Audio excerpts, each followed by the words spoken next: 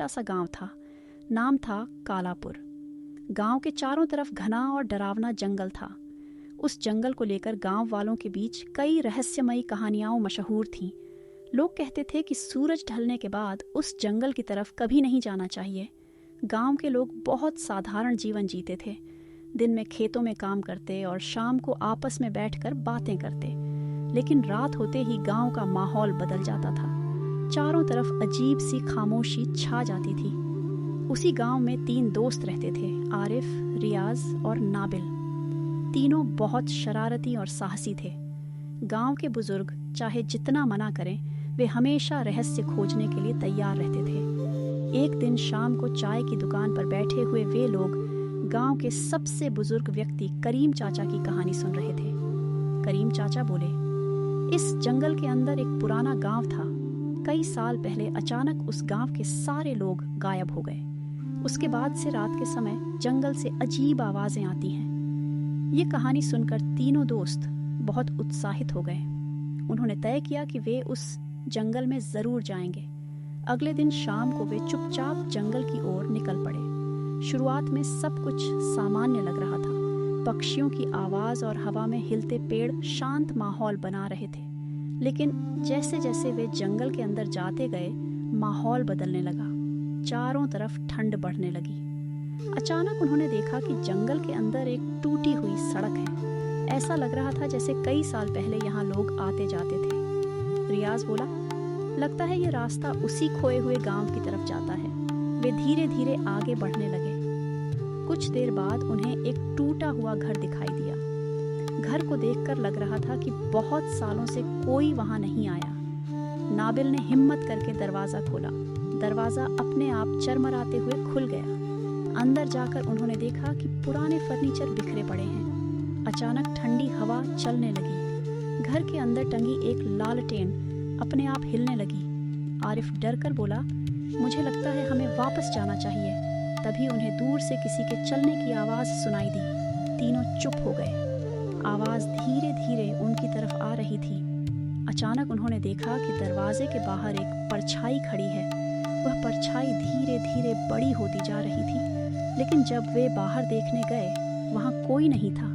डरकर वे तुरंत घर से बाहर निकल गए। लेकिन बाहर आकर उन्होंने देखा कि जंगल का रास्ता बदल चुका था। जिस रास्ते से वे आए थे, वह रास्ता गायब हो गया था। अचानक उन्हें दूर एक हल्की रोशनी दिखाई दी। वे सोचने लगे, शायद वहां कोई इंसान होगा जो उनकी मदद कर सके। वे उस रोशनी की ओर बढ़ने लगे। पास पहुंचकर उन्होंने देखा कि वहां एक पुराना गांव है। लेकिन गांव पूरी तरह सुनसान था। घर टूटे हुए थे और रास्ते धूल से ढके हुए थे। ऐसा लग रहा था जैसे कई सालों से कोई वहां नहीं रहता। अचानक उन्हें एक पुराना कुआं दिखाई दिया।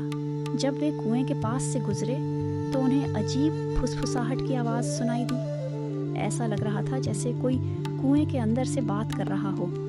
रियाज जिज्ञासा से कुएं के अंदर देखने लगा, लेकिन अंदर सिर्फ अंधेरा था। तभी कुएं के अंदर से ठंडी हवा निकलने लगी। तीनों दोस्त डरकर पीछे हट गए। अचानक गांव के एक घर के अंदर रोशनी जल उठी। वे हैरान होकर उस घर की तरफ गए। घर के अंदर जाकर उन्होंने देखा कि एक टेबल पर पुरानी डायरी रखी हुई है। नाबिल ने डायरी खोलकर पढ़ना शुरू किया। डायरी में लिखा था, यह गांव श्रापित हो चुका है। हर रात एक रहस्यमयी परछाई आती है।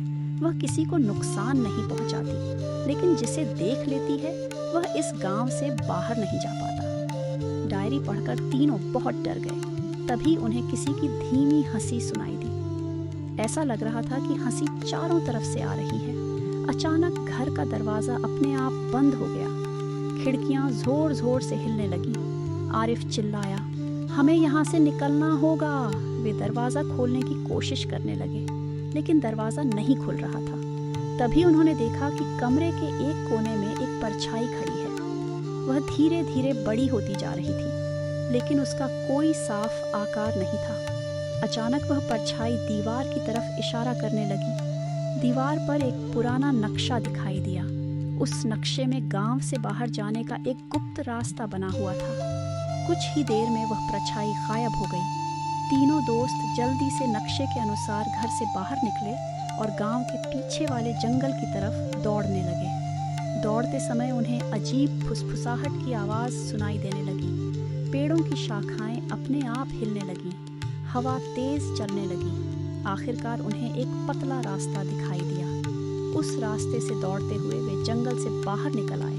बाहर आकर उन्होंने देखा कि सूरज निकल रहा है और सब कुछ सामान्य हो गया है। वे तुरंत गांव वापस लौट गए और करीम चाचा को सारी बात बता दी। करीम चाचा ने शांत आवाज में कहा, कई साल पहले उस गांव के लोगों ने जंगल की आत्माओं को नाराज कर दिया था, तभी से वह गांव खत्म हो गया। लेकिन जो लोग सच्ची हिम्मत और दोस्ती के साथ वहां जाते हैं वे वापस आ सकते हैं।